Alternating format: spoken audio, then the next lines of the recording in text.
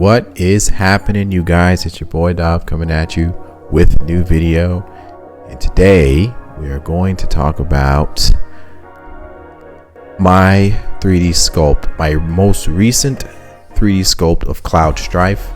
If you hadn't checked it out, I posted it on my Instagram page, posted it in my YouTube shorts, but nevertheless, this is the second version of Cloud Strife Samurai version. And so what we have here is basically, if you guys are new or just now following what's going on, I basically build everything from C4D. And if you hadn't known already, again, this is the second part. If you're curious about the first part, check out the video of the first Cloud, and this was kind of in the form of dark cloud, trying to put some like ninja flair into him. Check that out. And yeah, this is the second version, and this one has his mask off, so this is the first time that we're able to see Cloud's face, because faces are extremely difficult to make in 3D, and just doing this was meticulous in itself. And of course, adding all of the samurai aesthetic, and just for inspiration's sake, this is kind of why I did it, partly why. Here are images of Cloud in samurai attire in Ever Crisis, which is largely why I wanted to do this in the first place, was because, and don't mind the video in the back, you know, it's just nonchalantly playing Crisis Core, but we're not gonna look at that. We're gonna go here on Ever Crisis. I have heard nothing whatsoever on Ever Crisis. I know it's a mobile game, and I know that there were supposed to be some beta testing for it, and I'm not sure when it's going to come out. But not to go off into the deep end of the video game realm, but essentially I did not hear anything from them, so I was like, you know what, I'm just gonna go ahead and create this anyway, and kind of throw my twist into it. And so this was kind of more of just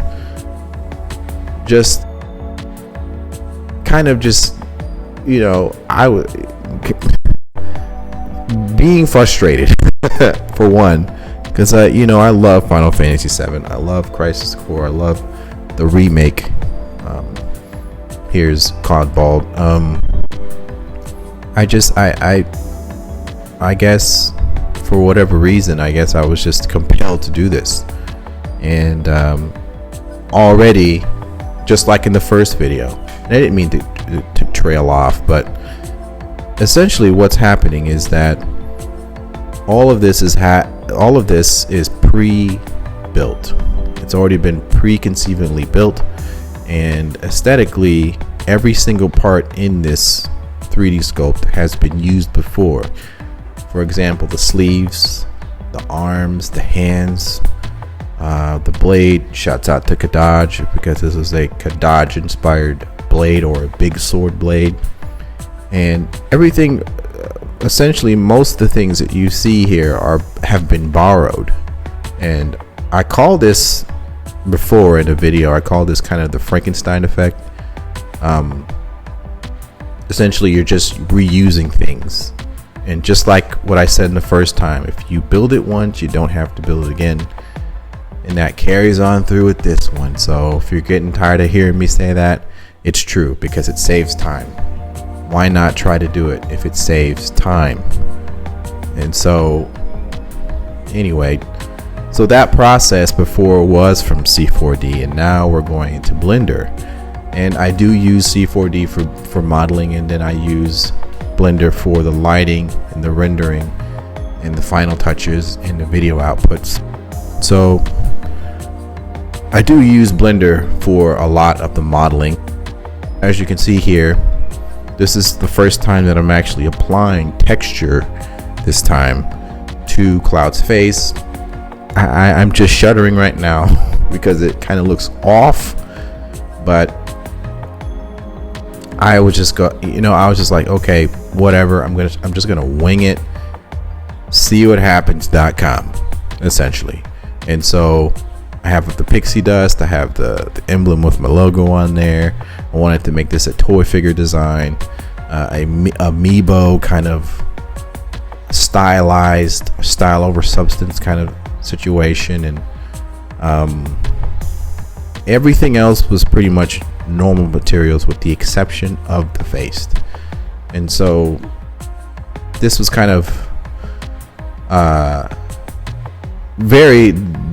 this model was, as fun as this was, it was extremely challenging to get the pose right, get the legs positioned, and get it all in a cohesive way. And so here we are with the last viewport. As you can see here, I really dig the lighting. The green under his or rather behind his back, on his scarf, and on his hands are all intentional. You know, FF7, that cyan green color. And in this particular one, this particular way of the lighting, because when I rendered it in before, the lighting was a little different, but I faced the model to the left side, and coincidentally which coincidentally is the title image, or the rather just the focal point of this view actually was the best one. And for the longest time, going back to being, finding the best way, the best angle, posing this character again was just extremely hard. I mean, as you can see, it just doesn't seem like it, but it was just so hard in getting the lighting right. And as you can see there in the far left, you can see how many triangles this thing has, and it's just about 6 million. And I think that's obviously overkill. I like to keep things in 1 million, 2 million. Under 1 million would be more practical. If this was aesthetically a game character, it would be nowhere near this at all. But I nevertheless had a lot of fun with this. And of course, here I am playing with the lighting. I have basically 4 areas of light, and I try to make the rim light prominent and the main light from the face prominent, and then there's always a light on either side of the character, but I have that illuminating from the other side, so it's more of just, I know, what's that word, I don't know what that, I can't even say that word because it spells FRESNAL. I can't even say it. I know what that means, but I can't say it. But who cares, right? That was the setup that I was wanting to do with the lighting. And so 4 is overboard in this situation, obviously.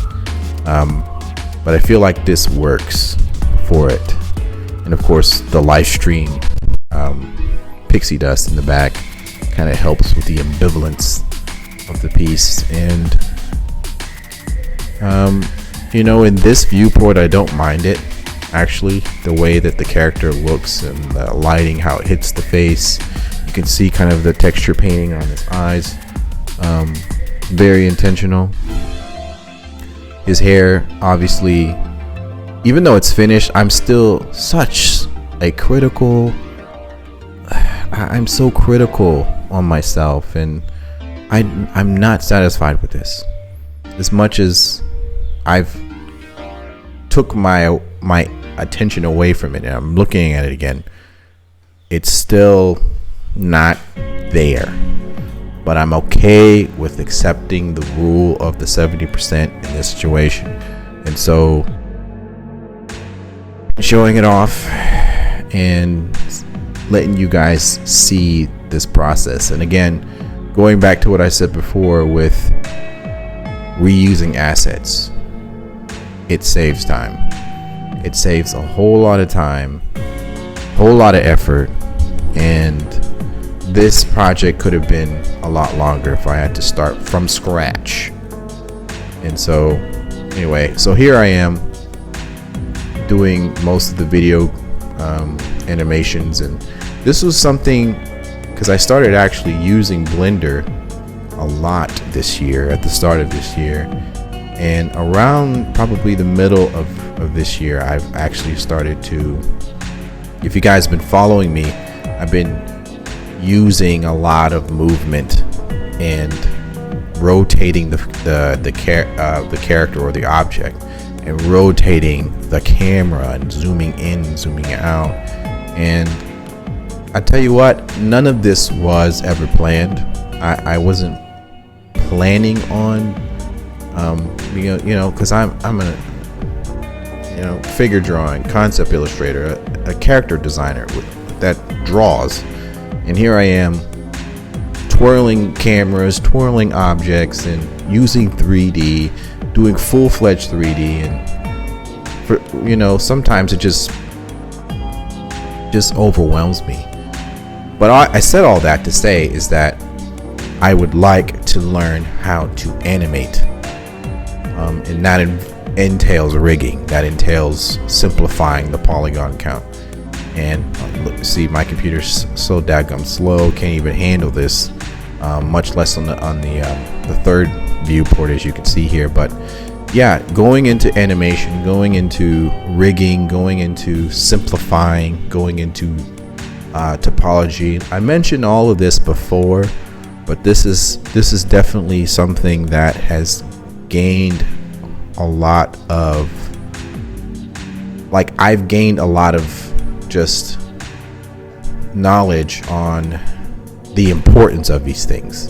Because at first I thought that topology was just a giant waste of time. Why would you do that? You're sculpting, it doesn't look fun. Trust me, it's worth it if you learn those things. It's uncomfortable, but once you go through that barrier, it will start to make sense. So here I am here, fooling around as always, and in a minute I will show you what this video looks like in its entirety. This computer is just poor thing. Help me Lord. I think I probably named this Help Me Jesus or something like that. I don't remember, but so yeah, I like this shot. I like how the green is going there, and here we are with the video. Yeah, I like it. It's only 15 seconds, but man, everything in here is all intentional. Wolf parody, everything. Of course, I went all this time and I never even mentioned about Fenrir on his shoulder. All intentional. But yeah, I think all in all, going back to wanting to improve and wanting to learn and wanting to grow as an artist, I think that's really, really, really important, because I love character design. I love just getting lost in the details of the character, getting lost on making the wrinkles and stylizing certain elements. And I don't know, I just find it very fulfilling at the end of the day when I'm able to do these kinds of things. And it just blows my mind as I talk. I don't edit anything. I don't think about what I'm going to say. I just kind of run with what I'm going to say. But really, this is crazy to me. If I'm able to do this year, who knows what's going to happen next year, right? And I encourage anyone that's interested in 3D art, 3D sculpting, to not be afraid of it. For me, I like style over substance. That's my whole thing. I love how amiibos look. I just like how simple they look, and I love style over realism. Like, I want to make things look real, but I also want to put style on top of the realism. And so those things kind of flow through my mind as I'm making this. So I don't create that pressure of, oh, this has to look like a AAA game model, or it has to look like the Crisis Core Reunion remaster coming out in weeks. Forget that. It's funny, back there, I have Crisis Core playing back there. Here's the thing. I like Crisis Core in-game graphics than I do the cutscenes. I actually prefer the in-game scenes, because to me those appeal to me, because you can see the craftsmanship, you can see the style, you can see how flawed it is and how simple it is, but yet how just, and it's so funny that, as I mentioned, Crisis Core, they use the UV mapping, and I don't want to sidetrack because I'm sidetracking, but aesthetically they use that in Arcane, and look where that's going, or look where that's at right now, right? It's style over substance, and that's something that I want to keep going with, and I hope to get there when I learn animation. I don't know how or when or what opportunity that will happen, but I pray that it is. And I ranted this entire video, but I really wanted to go back to Ever Crisis and really vocalize that hopefully we'll hear something with Ever Crisis. FF7 fan for life, Zach Fair fan for life. And please, Square, if you're listening to this or if you're hearing this, please consider making Ever Crisis for consoles. Just please and thank you. And that's it, guys. I appreciate you guys for hearing me rant. Thank you for viewing this overview, and I'll catch y'all later in the next one. Peace.